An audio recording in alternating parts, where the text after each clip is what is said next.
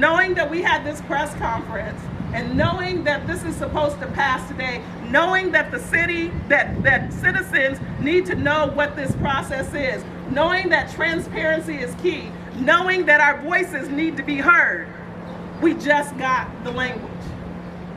And we're expected to support or not support. Our challenge is that in our negotiation process, there were some good things on the table. There were some great opportunities. There were some things that we could work through. But because we've been put in a pressure cooker, things that, I don't know about everybody, but I'm a volunteer. And I've been working this harder than I've worked my job, my business. And so being put in a pressure cooker to be able to come up with and support something like this that is so important to our community.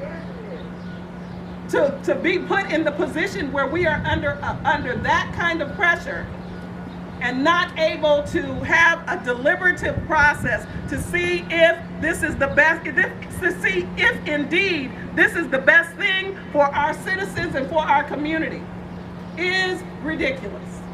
And so our ask today, as we stand here in front of City Hall, we know that the meeting today is going to be held via Zoom, but as we stand here, and we hope you will support us in this, our ask today is that this be taken off the agenda, that the anti-racial profiling bill at this point be removed from the agenda so that we can have meaningful, respectful discourse with our city leaders. So, weighing in on the components, unfortunately, we weighed in on some of the components prior to receiving this draft. However, we don't know exactly everything that's in this new draft. We're looking at it, our legal staff is looking at it, but there's no way we can be expected to have an intelligent response. So that's what we're here doing today. So again, I'm Betty Andrews with the NAACP. I'm going to turn it over to our next speaker. Our next speakers come from CCI in the person of Lori Young.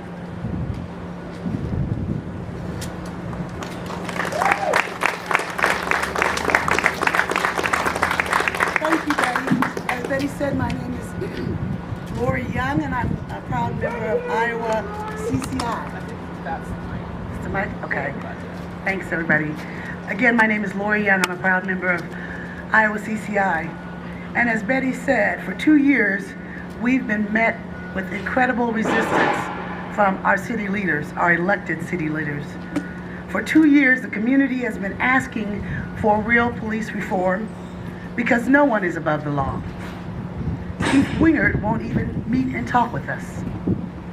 Since March 9th, the city has not acted in good faith that City Manager Scott Sanders required of us. They have not acted in good faith in holding meetings with us to further strengthen the wording in the ordinance and make it something that we can all be proud of and rally behind. So now, with 4 hours notice, they expect us to vet the ordinance, rubber stamp it, and rush it through. This is too important. The ordinance that the city has drafted is a start, but it's not good enough. We deserve and demand better.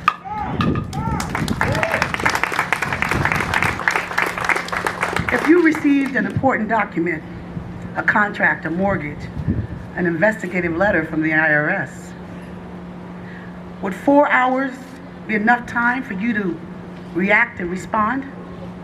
No. I don't think so.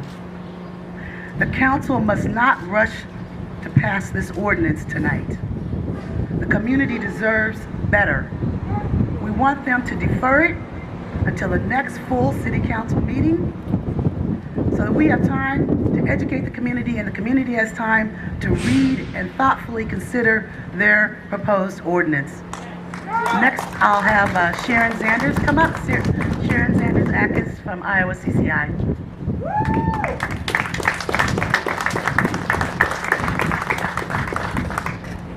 Lori. I'm, as Lori says, Sharon Zanderzakis. I'm the Special Projects Director with Iowa CCI. 2 years ago, we asked the city of Des Moines to ban racial profiling and pretextual stops, and to guarantee the ban will be enforced by an independent community review board. Tonight, the City Council will instead vote to give the accountable police chief even more power to suppress racial profiling data and arbitrarily dismiss complaints. The city's ordinance will not end racial profiling in Des Moines. It will concentrate on reporting and enforcement authority in the hands of the police chief. It actively prevents independent public oversight, and it completely silences on the very real need to decriminalize marijuana.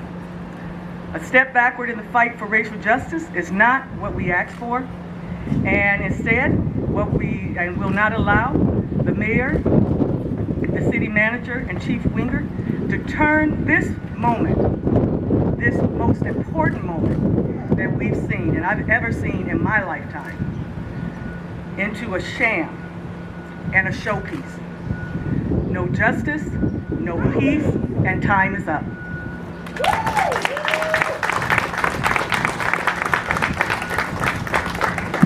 Now we'll hear from our other organizational partner, Mr. Mark Stringer from the ACLU. Thank you, Betty. Thanks everybody for being here. You know, people have been waiting a long time for a meaningful anti-racial profiling ordinance in this city. The ACLU of Iowa has been working for 2 years with the NAACP, with Iowa CCI, with other community partners to pass something meaningful that will actually address the pain and harm that have befallen on Black and brown communities in this city as a result of racial profiling. This is not the time when people are mobilized to ask for the justice that they should have had all along, to put on the brakes too soon and pretend like we've addressed the problems that people have been dealing with for decades.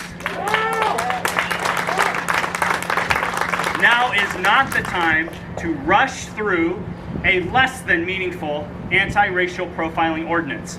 The ACLU of Iowa and our partners have asked for 6 specific things for this council to address, and this ordinance that they're proposed does not address all of them.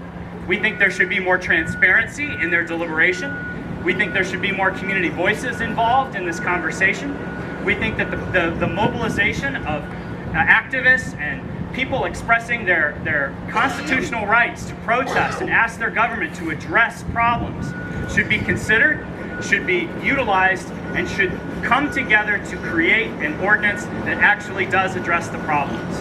We will continue at this for as long as it takes. We ask the council to postpone this vote and to put it on the next agenda to give us a chance with our partners to weigh in on what will actually make a difference. Thank you to all the people who have been expressing their pain, their anger, their frustration over the death of yet another Black man, George Floyd, who are saying this is the time that something meaningful needs to happen. We're with you, we're going to keep at this, and we ask the council to join with us. Thank you.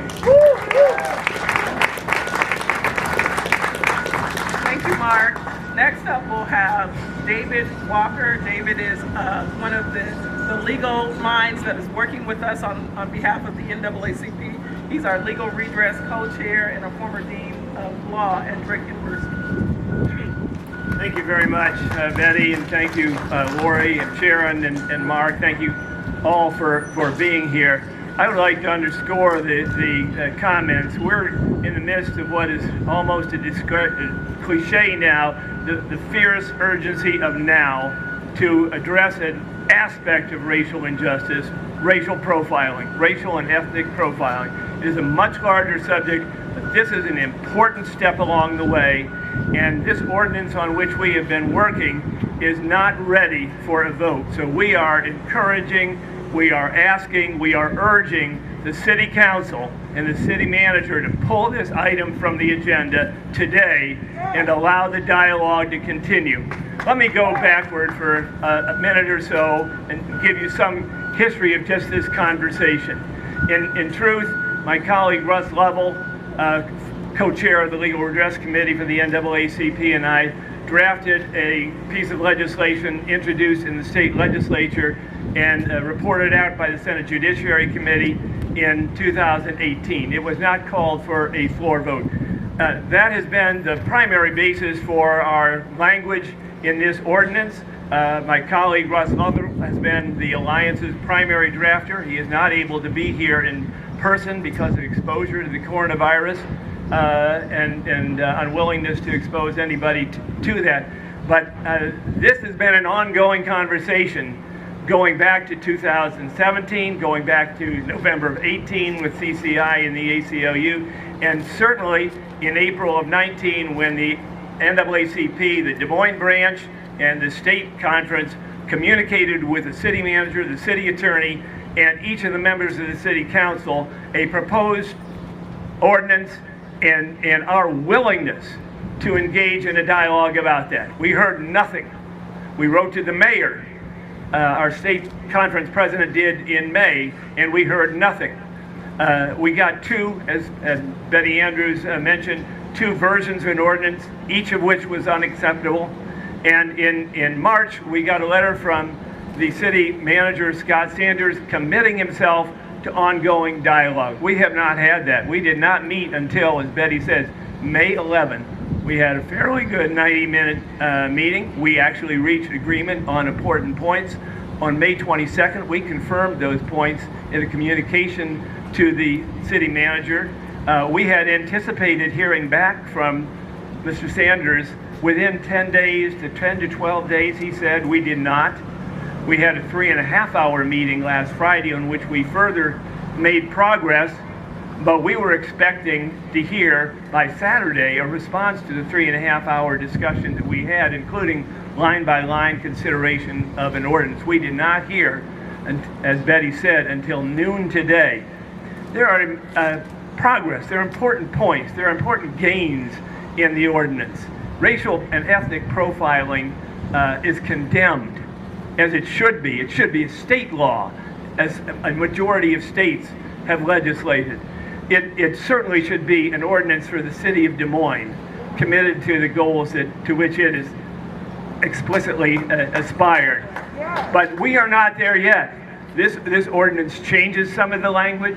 It does not include a provision, the presence of which, the inclusion of which is absolutely essential from the standpoint of the Alliance, for a board, a committee that will review the data and circumstances and talk about issues of racial justice and law enforcement, that includes members of the community who have been or are from groups historically committed to racial justice. The absence of that provision is a total deal breaker. Right. We will not support this ordinance without it. And so there is more to talk about. And the action of the city manager,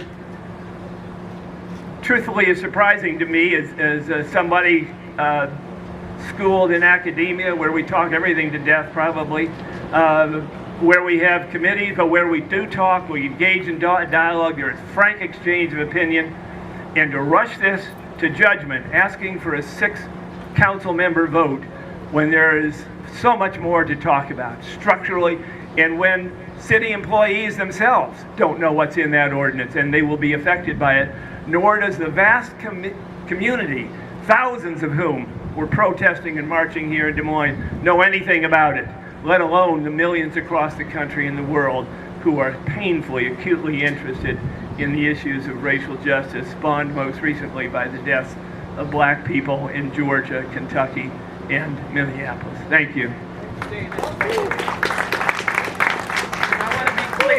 I do want to be clear that we have delivered to the city a mountain of amendments.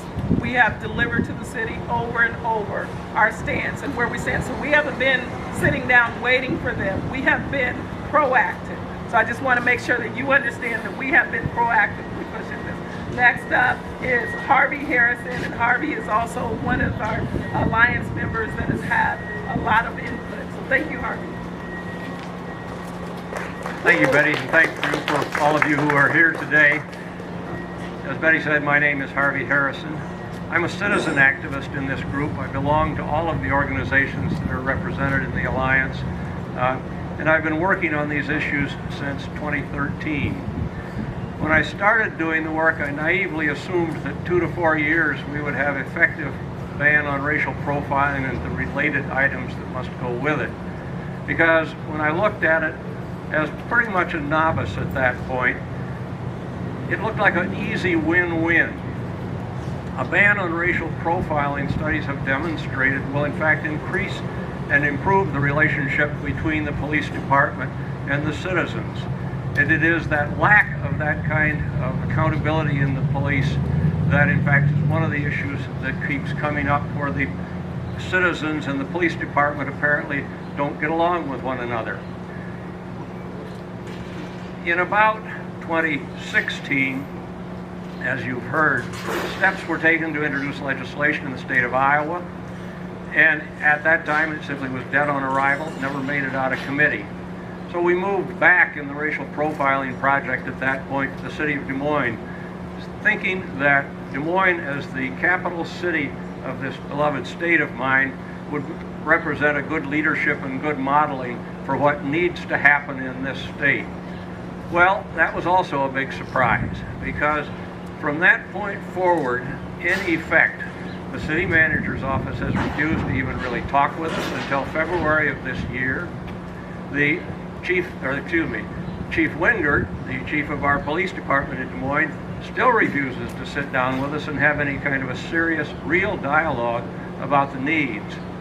The city officials that I'm describing still haven't acknowledged that we even have a problem with racial profiling in this city. They started in 2013 by saying there was no problem.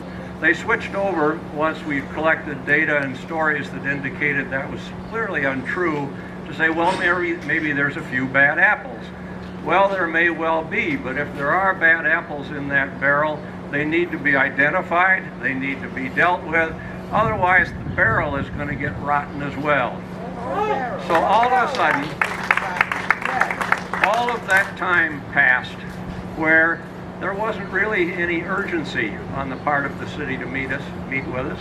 There was no urgency in considering the fact that this was in fact a serious problem in my beloved city.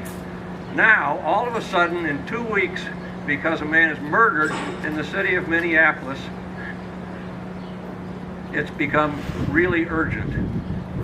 It's so urgent that, as you've heard over and over at this point already, we really haven't had time to vet what the city has now provided to us. We do know, however, that there's a lot more to be done, and the city council needs to step back from that tonight, set up the next time for us to meet with it, and then the city manager needs to sit down at the table with us and have a serious conversation about the changes that are absolutely needed in our city.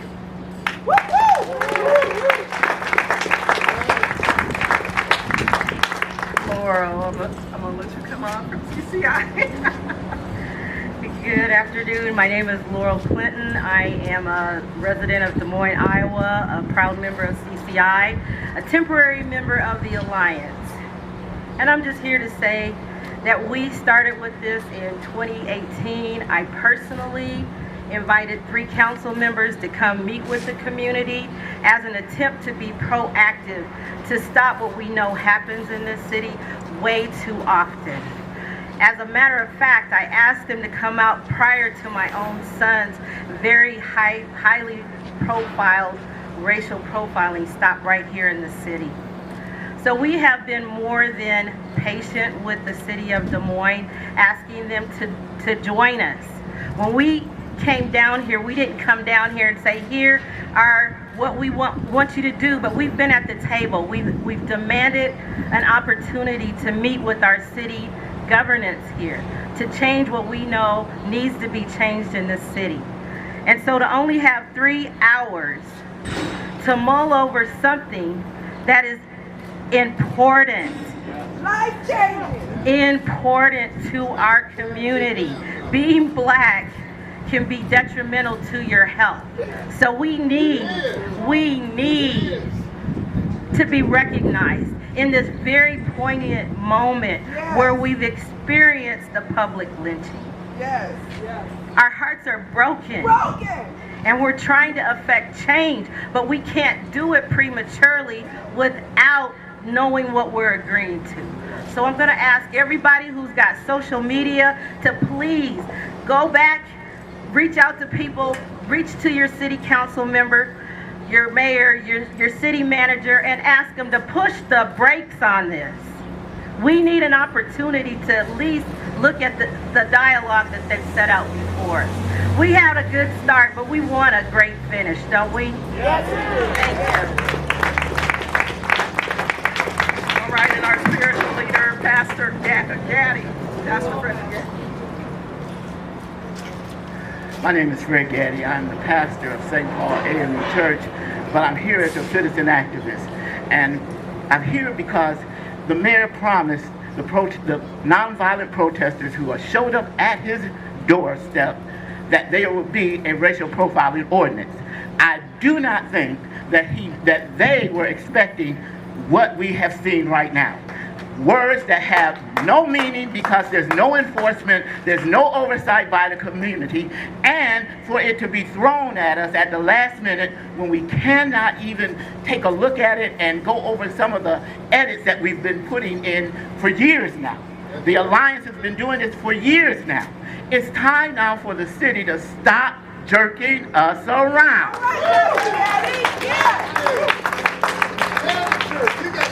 Let's delay this. Since you've delayed for years, 2 more weeks will not make any difference, but it will give us a chance to get this thing right the first time.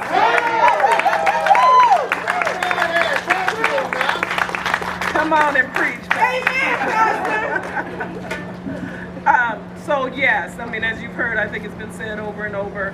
Back in 2014, when the NAACP worked to bring our national NAACP's Born Suspect forward, which was the groundbreaking study on racial profiling across this country, and they set forth model legislation. We pulled several of these groups together and began a quest and introduced this on Capitol Hill. And yes, we made some progress, but we didn't get the goal. And so we have been working around the state. So as of right now, we do have, and we were, the NAACP, working with our Iowa City branch, was responsible for working with the city council there to get the first racial profiling ordinance set in place. Now we are in this moment hearing from a number of city council people and various people about having racial profiling ordinances in. We've heard Waterloo, we've heard Urbandale, West Des Moines, and a number of other places around the state. So this means a lot. People are seeing this moment right now, and yes, it's important, but we are not looking to move in so much haste that we don't get what we think we got. And I too heard the mayor's comments the other day. It sounded real good. We're working on a racial profiling. We've been working on it for 3 years, he said. But he also said, and then you have these people that are coming in at the last minute and saying, change this, do this and everything. Well, I want to just let you know that we are those people. That we're not coming in at the last minute. We introduced it. We were at the beginning. We were at the forefront. In 2015, we had hundreds of people show up with the Des Moines Register for racial profiling forum. So we are the people that are starting this, and so this is something that should be for the people. It should be the voice of the people, and that's why we're here. We need to make sure that the people are heard. We need to let the people's voice be heard. Thank you. That's it. I forget, this is a press conference, not a protest. But we do need to let the people's voice be heard. Are there any questions? Yes, I got one. Yes, sir. With all this stuff going on and our own city government acting slightly Mitch McConnell sprinkled with Iowa Nice. Why do we have faith in it? I mean, I appreciate what you guys are doing, and you've been doing it for years. And if not you, who would do it? But if you know you're sitting down at a poker table and the deck is fixed, why put hope in gaining some winnings? The thing is, brother, life is already against us. This is nothing more than what I've normally seen in Des Moines, Iowa, which is walking through the malls, ladies clenching their purses, Here's the thing. the microaggressions. Yep. Here's the thing. We're with you, brother. This is only one facet, Yep. just one facet Yeah. of making the stuff equal. Yep. And this is how they act? You haven't even covered red zoning. You haven't even covered the economic disparities, the medical treatment, things like that. Right? Jobs. Right now, it's just law enforcement. And let's not even talk about how they fine us to death for everything. It's a scam. Them fines is scam. Okay. Hold on. 1 second. 1 second. So yeah, I'm And you're right. pissed. I mean, And these kids are pissed. You got to call so it out how it is. I don't think you're coming at us. No, not at all. Okay, so I just want to make sure that that's clear because we're in the same fight. Yeah. And I want to be clear that the issues that you've mentioned, we've been at these issues for years. And God So bless we you for it. right, and I'm not coming at you either. But we appreciate that. We appreciate, as I said before, we appreciate the people that are now waking up to what's happening and giving us that impetus and that force behind us. Just know, and I understand, the question is why trust? Okay, we're taking the standpoint is that we've got to do something to work for change. Yes. It's not the only thing that we're doing. It's not the only effort. We have tons of efforts that we are working on, and we invite you to come join us. But I don't want anybody to be deceived to think that we just woke up this morning and started this effort. We've been on this effort, but just know, I feel you, I see you, I'm with you. It's why I'm here. It's why I have been in this work. Right. It's why I introduced the Iowa Summit on Justice and Disparities to educate people about what's going on. I feel you. That's what I want you to know, that you're heard, and we're same people. So I just want you to know we're heard. You're heard. Thank you. Okay. I just want to address this. I just want you to know that And there you go right there. that's what I'm saying. I just want you to know that this is what you said is part of the reason that we're asking for transparency. Exactly. Because this community deserves to know what the city council is talking about, deserves to know what's in the ordinance, deserves to keep working on these issues. So I appreciate what you're saying. Any words for the Des Moines Black Lives Matter movement? They're hosting an event, I believe, in Union Park right now, and I'm sure they're paying attention to social media, listening to the press conference. So, any words for them right now? Absolutely. First of all, is keep pushing, and we have been in contact, many of us, with several of the leaders from Black Lives Matter, and we have also been able to provide them with some education and some history and some of the things that are happening. So our message to them at this moment is keep on pushing. Keep on pushing. That's what they need to do. So, yes. Well, thank you all. Thank you. What can we do on the Zoom meeting tonight? You know, it's a really good question. It's a bit, with us being in, and you guys, if anyone wants to answer, please step up. Start a hashtag campaign. We have several, but yes. So we are going to be on the Zoom. We're going to talk and work through this process. We're not sure how this is going to happen in terms of the city council meeting. So we are going to put our best efforts forth. It's difficult because we're not in one place, and there's a measure of control that is out of our control, if that makes sense. So we're not sure what's going to happen, but we know that I've already been in touch with some council members. I know that we're working on that right now to see if this stops. So that's all we know. And to Betty's point, all of us need to be on that Zoom meeting tonight because you're going to learn more about it. You're going to see the tap dancing that we've been seeing for years. So definitely, tune into the Zoom council meeting tonight. It's open to the entire public, right? the city council meeting tonight. And also, make sure your city council rep and the mayor and the chief of police and Scott Sanders, the city manager, hear from you. They work for us. We put them in office, and we can vote them out. So let them hear from you. You can call up, say, I'm a concerned citizen, and I think we need a strong ordinance that really will make a difference to end racial profiling in Des Moines.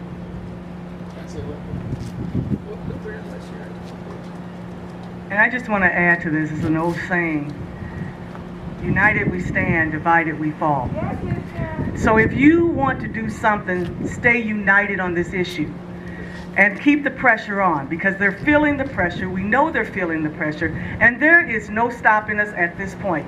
So we're going to continue on in this fight until we get what we deserve, and that is a sound, strong, anti-racial profiling ban that will protect citizens in the future. So, and to your point, brother, we do feel you.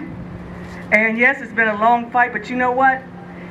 Where we are now, we couldn't even say we were there 5 years ago, 10 years ago, 15 years ago, 20 years ago. I've been living in the city over 30 years, and this is the first time I've seen this many people mobilize and come together around an issue. And we know George Floyd was the trigger for this, but it goes past George Floyd and what we need here in Des Moines. So just hang in there with us.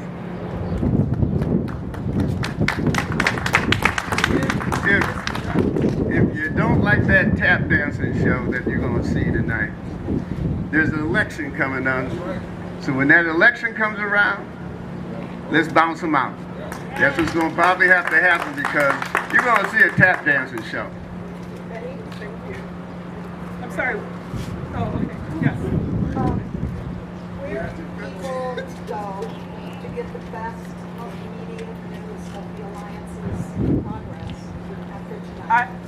So the latest and greatest is probably always going to be on social media, and you all can vouch for that. So social media at our various accounts. We're at Des Moines NAACP, Des Moines. And we're also at Iowa, Nebraska, NAACP. So that's that. And then you've got the ACLU. ACLU of Iowa. Yeah. And then Iowa CCI. And just go, use the search for us in Iowa, Nebraska, NAACP, or any of the organizations. We're there. You're welcome. Yes. During the Zoom meeting, would you like people to put in their comments on the comment board if they're not allowed to table? You know what? I think that's an excellent thing. Let's flood that comment board with comments. You don't necessarily have to speak. We don't want an all-night meeting, okay? We don't want an all-night meeting. But if you could flood the comment board, that would be excellent. Great idea.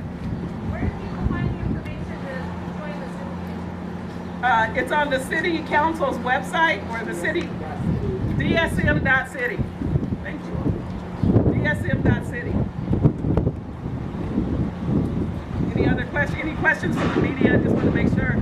Joe Henry Lulac, thank you for being here. We know you couldn't make here right at 2. Just want to acknowledge, we know that you're one of our Alliance members and partners in this, so thank you.